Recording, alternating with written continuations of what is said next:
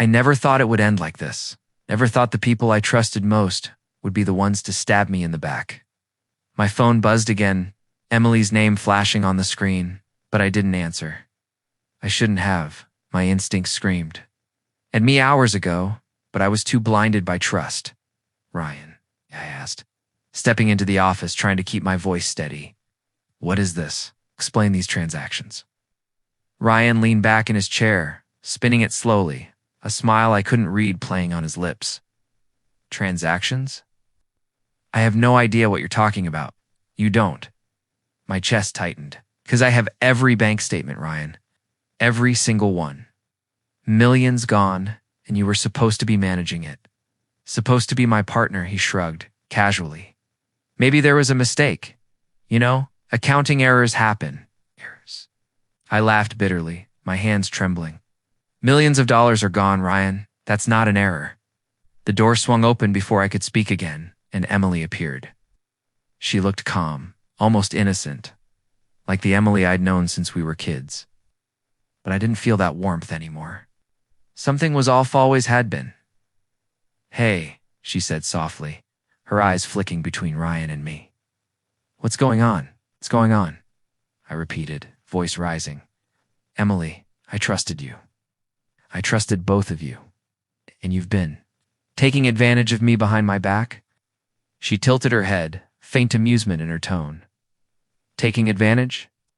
That's a strong accusation. I slammed my hand on the desk. Look at the records, Emily. Money's gone, and I know you were part of it. Don't deny it, she laughed, the sound sharp and cutting. Part of it? Oh.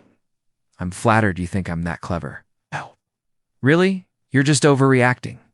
You've always been so. Gullible. I felt my stomach drop. Overreacting. Emily, this isn't a joke. You're ruining my life. Ryan chuckled from his chair. Oh, maybe you should calm down, man. About it, what if she's right? Maybe you didn't notice the holes in your plan. I turned to him, eyes blazing. Holes. Don't act like this was some oversight. You lied to me. Both of you. You were planning this while I was trusting you with everything. Emily stepped closer, voice soft, dangerously persuasive. You think I wanted this? You think I enjoyed it? I just had to survive just like anyone else would. Survive? I asked, disbelief choking me. You survived by stealing from me? From me, your friend? From the person who believed in you? Her gaze hardened. Sometimes friends make hard choices. Maybe you wouldn't understand. I felt my chest tighten, the betrayal slicing through me deeper than I could imagine. You're twisting this. You don't care about me, Emily. You never did. Ryan smirked. Finally seeing the truth, huh? I trusted you both, I shouted, pacing. I shared my life, my dreams, everything. And for what? Hey, for you too. Stab me while smiling in my face? Emily rolled her eyes. Stab you? You're being dramatic. You always were too emotional. Honestly, I didn't expect you to notice so quickly. Stopped in my tracks, staring at her. Didn't expect. Me too, notice? You think this was a game? It wasn't a game, Ryan said, voice low, almost threatening. It was survival.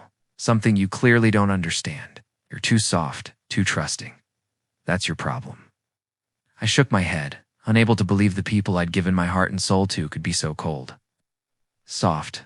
Soft doesn't steal. From someone who trusted you, soft doesn't smile while watching someone's life collapse. Emily laughed again, a sound I used to find comforting, now sickening. Maybe it's time you learned a lesson, huh? Not everyone is as innocent as you think. I felt rage bubble inside me, threatening to consume all reason. A lesson? This isn't a lesson. This is betrayal. I gave you everything, Emily. Everything. Shrugged, almost casually, and we took it. Seems fair? Fair? I couldn't stop the laugh that came out bitter and broken. Fair is when people trust each other, Emily. Fair is when loyalty matters. Ryan leaned forward, his tone cold. Loyalty is only as strong as the benefit it brings. You should. Known better. I swallowed hard, tears threatening. I don't know what to say. I don't even recognize you two anymore. Emily's smirk softened, almost pitiful. You never really knew us. You wanted to, but you never did. I backed away from the desk, my mind spinning. So that's it? All these years? All the plans? Gone? You've destroyed everything? Ryan nodded slowly. You can see it that way, sure. Or you can accept reality and move on. Move on? My voice cracked. How do you move on from this? From losing everything to the people you trusted most? Emily's voice dropped, almost mockingly gentle. You'll figure it out eventually, or maybe you won't. But either way, you have no one to blame but yourself. I felt my knees weaken. My hands shook. My heart pounded so hard I thought it might burst. I wanted to scream, cry, hit something, anything. But instead I whispered almost to myself, I can't let this happen. I can't just let you win. Emily tilted. Her head. Win. This isn't about winning. It's survival. You'll understand one day. I don't care about your survival, I said, my voice low but steady. I care about justice, and I'm not done. Ryan raised an eyebrow. Justice? You're trembling. You look pathetic. This isn't over? Really? Felt a strange calm wash over me beneath the storm of betrayal and heartbreak. No, it's just beginning. You've underestimated me for the last time. He looked at me, startled now, not with fear, but a flicker of uncertainty. And for the first time that night, I realized something. This wasn't the end of me. This was the beginning. I walked out of that office with my chest tight, rage and determination burning together. I would fight back. I would reclaim my life. And they would regret underestimating me. The apartment felt smaller without them, quieter without their voices mocking me behind closed doors. I sat at the edge of the couch, staring at the ceiling, wondering if this emptiness would ever stop suffocating me. Every message I had ignored, every call I hadn't answered, they haunted me like ghosts. I didn't leave the apartment for days. When I finally forced myself into the office, it wasn't relief I felt, it was exhaustion, bitterness, a simmering, rage I couldn't shake. I knew I had to start somewhere, even if that meant being careful, even if that meant watching my back for every whisper, every glance. Sophie, I said quietly, watching her organize papers at her desk. Hey, can I talk? She looked up, her expression calm but alert. Of course. Everything okay? I hesitated. I guess not. I mean, you probably know about the situation with Emily and Ryan. She nodded slowly. I've seen the files you left on the shared drive. I didn't want to interfere, but I can tell this has been hard. Hard? I scoffed, running a hand through my hair. That's an understatement. They took everything from me. Everything I worked for. Every ounce of trust I gave. Gone. Sophie walked over, careful, like I was a fragile vase that might shatter. You can't blame yourself for trusting them. You didn't know. I should have known, I muttered, staring at my hands. I should have seen the signs. I was blind, naive, stupid. You were loyal, she said gently. That's not stupidity. That's a strength, not a weakness. I looked at her, surprised. Strength? How is this strength? Look at mine broken. I can't even sit at my own desk without thinking of all the lies, all the schemes. I trusted them, Sophie. And now, my voice cracked. I feel like I have nothing left. She smiled faintly, not patronizing, just steady. She's still. Have yourself, that's a start. I laughed bitterly. That's small comfort when you've lost everything else. You're not alone, she said softly.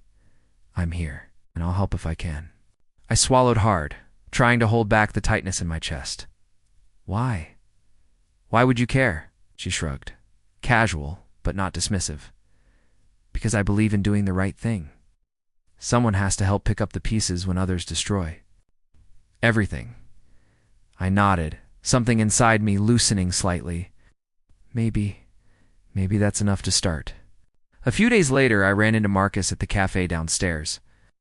I froze when I saw him, a wave of something I couldn't name, fear, curiosity, caution washing over me. I didn't expect to see you here, I said, keeping my voice even. He smirked, leaning against the counter. Funny how life works. Some things find you whether you want them to or not. What do you want, Marcus? I asked. I don't have time for games. He laughed softly. I'm not here to play games. I heard about what happened with Emily and Ryan. That's just the surface. I asked, my heart skipping a beat. What do you mean? Marcus's eyes darkened. It wasn't personal, at least not entirely. There are bigger forces at play. You think it's just them, but it might be part of something bigger. You've been a target for a while. I shook my head, stepping back. I don't understand. What are you talking about? Don't worry about all the details yet, he said. Just know one thing. You're not imagining things. And you're not powerless. I swallowed, my pulse racing. Why are you telling me this? Why now? Because you need to know who's really in control, Marcus said. And you're going to have to decide if you want to take it back or let it slip away. I stared at him, the weight of his words pressing down. Take it back. Or let it slip away, right? That's the choice. Yes, he said, stepping closer. And you're stronger than you think. You just need to wake up to it. Later that week, Sophie found me at my desk, still sifting through old files. Muttering numbers and transactions under my breath. You're obsessing, she said, leaning against the doorway. I can't help it, I admitted. Every detail matters. Every lie, every misstep. I need to understand it all before I can move forward. She sighed softly. Just don't lose yourself in it. Obsessing won't bring closure. It'll only drain you. I'm not looking for closure, I said, sharper than I intended. I'm looking for balance, understanding, control. I can't just let them destroy me and walk away. She nodded slowly, eyes meeting mine. Then don't, but don't let anger blind you either. You'll need clarity more than fire. I leaned back, thinking of Marcus's words, Sophie's advice, and the weeks of sleepless nights. Clarity, I muttered. Yeah, that's what I need. The next day, I stayed late at the office, reviewing every document, every email, every text. I wasn't just trying to make sense of the betrayal I was preparing. I was preparing for what I didn't fully understand yet. But something told me it wasn't just Emily and Ryan. Sophie popped her head into the office again. You're still here, she asked, eyebrows raised. I have to be, I said, without looking up. I can't let them or anyone think I'm weak. Not anymore. She smiled faintly. Then you're doing the right thing. Just don't forget to breathe, okay? I'll try, I said, but inside I already knew I couldn't stop. Something had shifted. I was done being a victim. I was done feeling powerless. That night I walked home, the city lights reflecting off the wet pavement, and I realized for the first time that my life wasn't over. It had been broken. Yes, but broken things could be rebuilt, stronger, smarter, more aware. I whispered to myself as I climbed the stairs to my apartment. A small fire kindling inside. I'm not done. Not yet. I meant it. I stared at the screen, fingers hovering over the keyboard, heart pounding. Emily and Ryan had burned me, humiliated me, and destroyed everything I had worked for. But I wasn't going to let them walk away unscathed. Not this time. Sophie. I whispered when she came by my desk, I need your help again. Are you in? She looked at me, calm but resolute. I'm in. But remember, don't lose yourself in this. You're not just taking them down, you're protecting yourself. I know, I said, though the words didn't feel enough. I can't let them think they won. I can't. The first step was gathering proof. I went through every email transaction, a document I could find. Ryan's shady approvals, Emily's secret communications, the lies, the cover-ups. I even traced accounts they had hidden.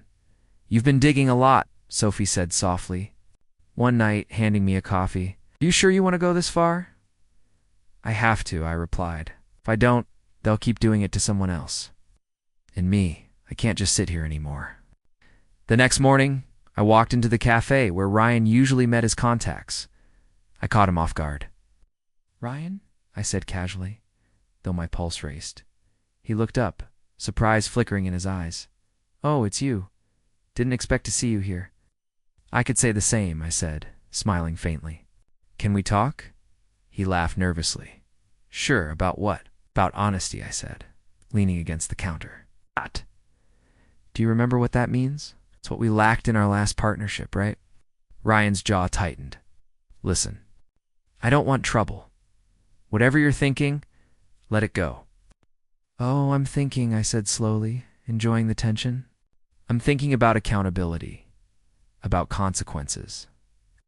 You've been careless, Ryan, but now I'm in control. He paled. Control. Could you think you... Yes, I interrupted, voice firm. Do think I? Because I've got the proof. All of it. And I can show the right people exactly who you are. Or... I paused, letting the weight of my words settle. Or I can let karma do its thing and watch your empire crumble naturally. His eyes darted around. Would, I said calmly, if I have to? But I'm giving you a choice. Do you want me to do it, or will you clean up your mess first? He swallowed, stammering. I don't know what you mean by clean up. I mean make things right, Ryan. Restore what you've taken. Admit your lies. Apologize. Or, I leaned closer, voice barely above a whisper. You'll regret underestimating me. He didn't reply. He just stared, and for a moment, I saw the man I used to trust crumble. Later, I confronted Emily at a small art gallery she had started frequenting. She greeted me with her usual charm. I wasn't expecting to see you here, she said, tilting her head. Emily, I said, voice steady, you've been busy, haven't you? She smiled. I suppose, why are you here too? Scold. Me again? Scold? No, I said, leaning closer. I'm here to offer you a choice, just like Ryan. She raised an eyebrow. A choice. Yes, I said. You can either stop manipulating, lying, and destroying, or I make sure everyone knows exactly who you are. Your reputation, your little empire of smiles and deception, it all ends. Emily's eyes narrowed. You wouldn't dare. Would, I said, and I will if I have to. But I'm giving you a chance. One chance. Her lips curled into a smirk, but there was a flicker of fear in her eyes. And what makes you think you have any power over me? I smiled faintly. Because I've been underestimated. Because I've learned. And because I'm not afraid anymore. You've seen me broken. You'll see me in control. I walked out, leaving her with her thoughts. For the first time, I felt a strange thrill. Fear was no longer Manit was theirs. Back at the office, Sophie watched me quietly. You're changing, she said. Careful. The power can consume. You, if you're not careful, I know, I admitted. But I've been powerless too long. This is different. I can't just survive, I need to take control. I need to make them see the consequences. Over the next week, I moved strategically. I approached colleagues who had indirect contact with Emily and Ryan, gathering small pieces of information, subtly planting doubts, letting the truth leak in ways they wouldn't notice until it was too late. One evening, a junior associate approached me nervously, I heard. Some things about Emily and Ryan. Is it true? I smiled slightly. Depends on what you heard. But maybe you should double-check before trusting anyone blindly, right? The kid nodded, clearly unsettled. Yeah, I guess I will. Oh. It felt good, orchestrating the pieces, controlling the narrative. Every whispered doubt, every subtle revelation like dominoes falling in a line I had arranged. Then Ryan called. Me one night, his voice sharp. I know what you're doing. Stop it. You don't know what you're messing with. Oh, I know exactly what I'm doing, I said calmly. And so do you. You just didn't expect me to fight back, did you? You don't understand. I understand perfectly, I interrupted. You underestimated me, Ryan. You thought I'd crumble, that I'd vanish quietly. But I'm still here, stronger, smarter. And for the first time, I'm not afraid. Of you. There was a pause. A shiver of uncertainty I hadn't seen before. You won't get away with this, he said finally, voice low. I already have, I replied, hanging up. The next day, Emily cornered me in the lobby. You're playing a dangerous game, she said, venom lacing her tone. I'm just getting started, I said. And you're already losing. Her eyes flashed with something I hadn't expected. Fear, desperation, and maybe even respect. This isn't over, she hissed. I tilted my head, smiling faintly. It is. For you it is. For me it's just the beginning. Sophie watched silently from across the room. I could feel her caution, her concern, but also her understanding. I was different now. I was no longer the naive, trusting person I used to be. I had tasted betrayal, and I had learned. I leaned back, feeling the weight of the week lift slightly. The path wasn't easy, and it wasn't clean, but it was mine. Every step I took, every move I made, was deliberate. Every lie they had told me would now unravel, piece by piece, in a way only I could orchestrate, and in that moment I realized I wasn't just seeking revenge, I was reclaiming myself. For the first time since they had destroyed me, I felt powerful. I smiled quietly to myself. This is my life now, and I'm taking it back. I watched from across the conference room as Emily and Ryan walked in, confident as ever, unaware that this meeting was their undoing.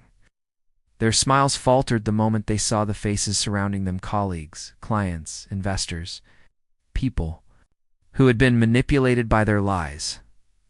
"Good morning," I said, voice calm but cutting through the murmurs.